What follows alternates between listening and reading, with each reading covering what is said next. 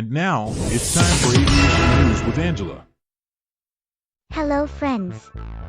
Welcome to Aviation News with me, Angela. Oswald the octopus is so blessed that Spirit Airlines did not shut down this month. But Henry the penguin, on the other hand, has a bad feeling about Spirit ceasing operations. We'll get to the interview with Oswald, Weenie, Henry, and Daisy after this episode. And as always, this series is always sponsored by Oakland San Francisco Bay Airport and will always be. With news articles like Earnings Week, Spirit looks to DC for help. Among other articles that we have to read, it might very well be time to help Oswald, Weenie, Henry, and Daisy, as well as everybody else with our teamwork to get Spirit back on their feet. So let's get started without any dramatic nonsense from Spirit themselves. First, we go to mixed bag for United. Or should I say blended? It was a good news and bad news thing for United as the carrier beat Wall Street expectations during Q1, but then revised its guidance downward for the rest of the year. The airline adjusted earnings down between $1 and $2 per share for Q2, and its year-end guidance to $7 to $11 profit per share, down from the $12 to $14 previously forecasted thanks to high fuel prices. For Q1, United earned $14.6 billion in gross revenue, beating the expected figure of $14.4 billion. This reflected a 10% lead from 24 when it earned $13.2 billion in Q1. But profit is where it took the biggest step forward, besting 25 by 80%, as it finished the quarter just shy of $700 million on the upside. Domestic flights saw an 8% bump in unit revenue from last year, up to $7.9 billion. United operated at a load factor of 81.6%, up 2.4% from 2025. It carried the most passengers it ever has in a first quarter, and some of them didn't have to connect through Newark.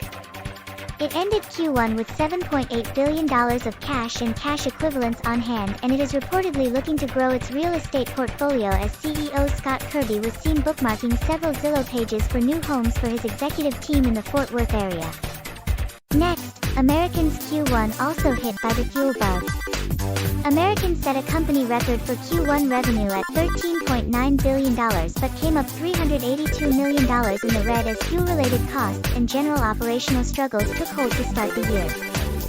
CEO Robert Isom said he expects another gross revenue record in Q2 as well, which makes sense as fares and fees are only headed in one direction. The $382 million loss is an improvement from Q1 last year where it lost $473 million. AA stock lost 40 cents, which is better than the 47 cents expected, and it did lower its total debt to $34.7 billion, the lowest it's been in a decade. For Q2 it expects its stock to fall somewhere between up 20 cents and down 20 cents as it navigates what it projects as a $4 billion fuel bill bigger than last year. When asked to comment on its future stock price, AA officials directed all questions to United's investor relations team.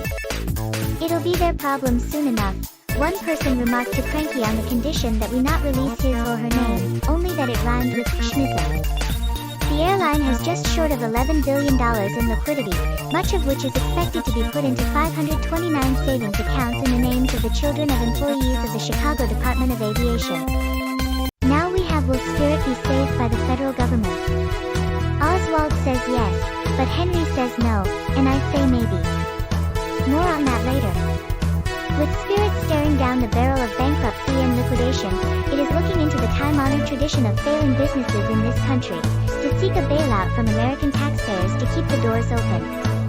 The president was non-committal on what the government would do, but in a bizarre rant worthy of your senile grandparent, he did lament the fact that President Obama prevented a merger with POPL Express. We aren't making this up, but he certainly was.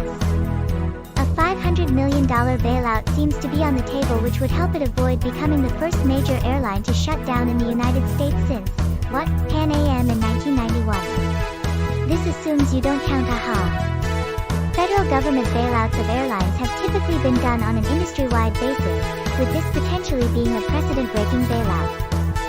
Spirit has been mum on its future plans, saying its day-to-day operations are unaffected as this drama plays out in South Florida, Washington, D.C., and beyond. An attorney for Spirit did confirm in bankruptcy court Thursday that a federal government lifeline is being discussed.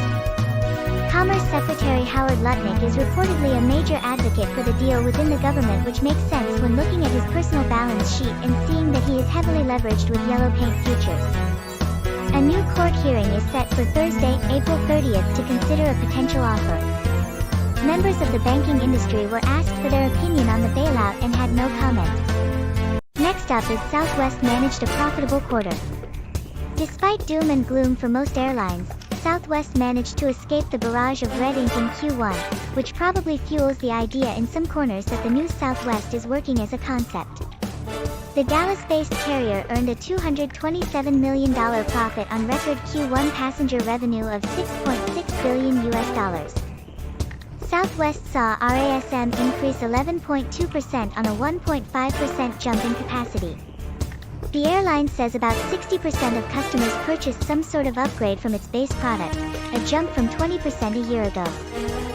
Southwest also set record revenue in its black market sale of customer tiers, as it took all the whining customers did to check in and gate agents, bottled them up, and sold that for a tidy profit.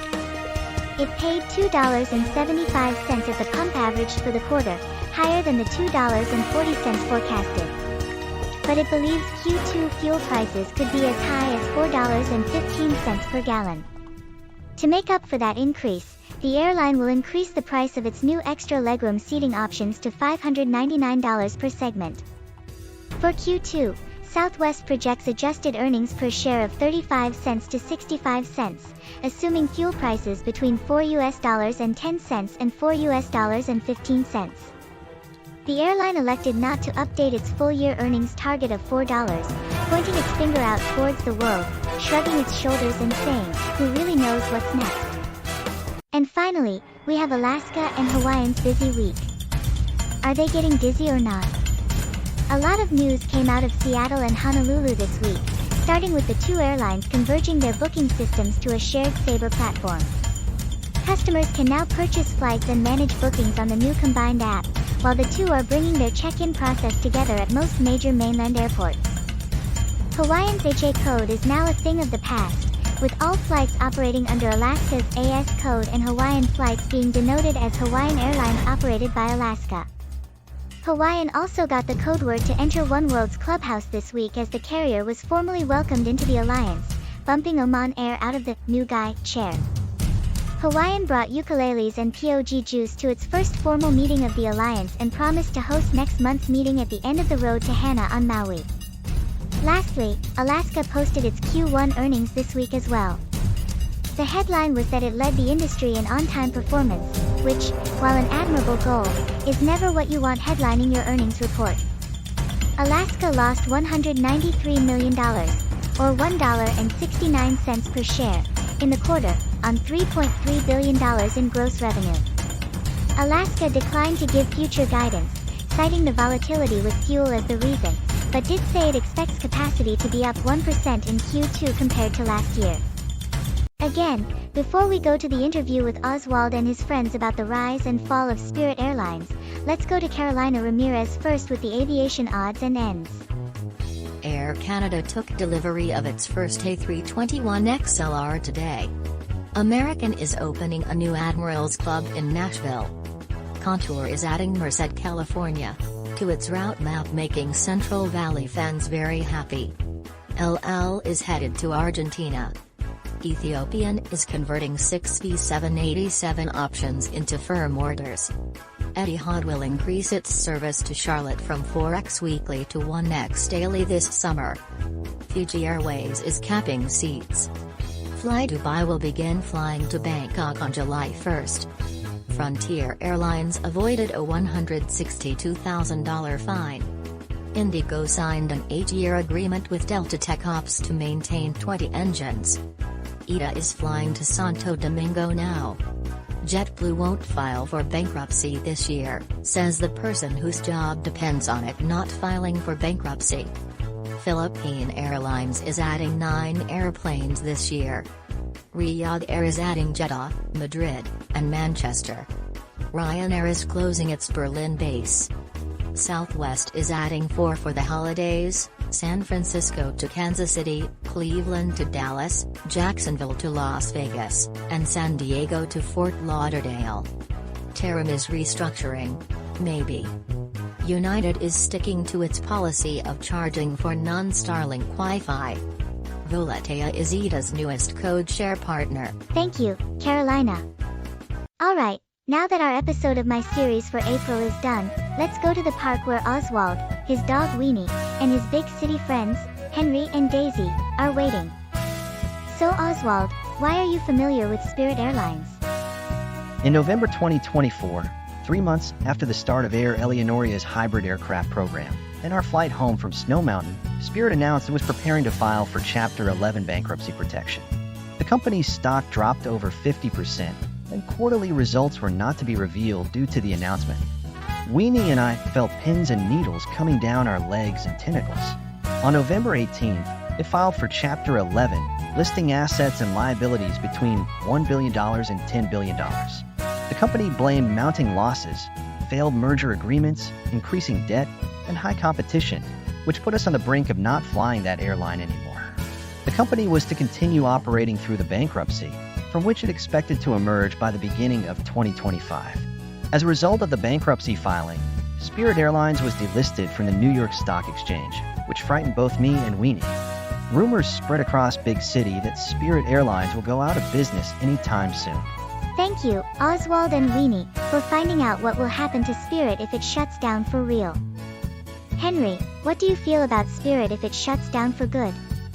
In October 2025, Spirit Airlines revealed further details of its shrink-to-shine restructuring plan. The ultra-low-cost carrier announced intentions to furlough 365 pilots and downgrade up to 170 additional pilots in the first quarter of 2026 as part of broader efforts to restore profitability, including a projected net profit of $219 million in 2027. Trust me, the people of Big City aren't too happy about this. Thanks, Henry. Daisy, what do you feel when Spirit Airlines ends their operations? On April 15, 2026, which you discussed last week, it was reported that Spirit Airlines was facing a possible liquidation of its assets by the end of the approaching week, blaming the decision on spiked fuel prices caused by the 2026 Iran war.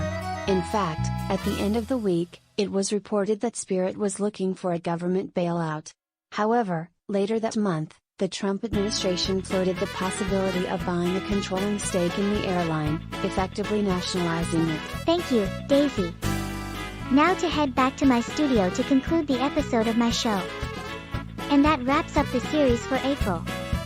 Next week we'll discuss more aviation topics in May.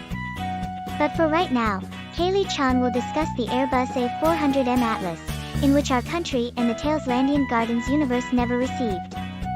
This in turn will be a rare sight at Mar Vista Air Force Base in North Carolina near Travisville, and other airports in the Tailslandian Gardens universe. In fact, countries that own this familiar aircraft, in which Kaylee Chan will review tomorrow, are Belgium, France, Germany, Luxembourg, Spain, Turkey, and the United Kingdom as European clients, as well as Indonesia, Kazakhstan, and Malaysia as Asian clients. Now for my moment of levity to wrap up the series for April. I have been trying to teach myself how to drive a stick shift, but I can't find a manual anywhere. Anyways, that concludes the episode for this week and for the month of April. See you next time on Aviation News with Angela. This is Angela, saying, see you in May. And trust me, when it comes to state testing for schools, you will have the right to see Logan Paul's own movie, The Thinning, in which students who fail the state test will be executed due to the world's overpopulation, just like dogs and cats with terminal health problems. People, such as children, infants, newborns, sports stars, rappers, wrestlers, and celebrities, and animals, die every day. Anyways, bye for now.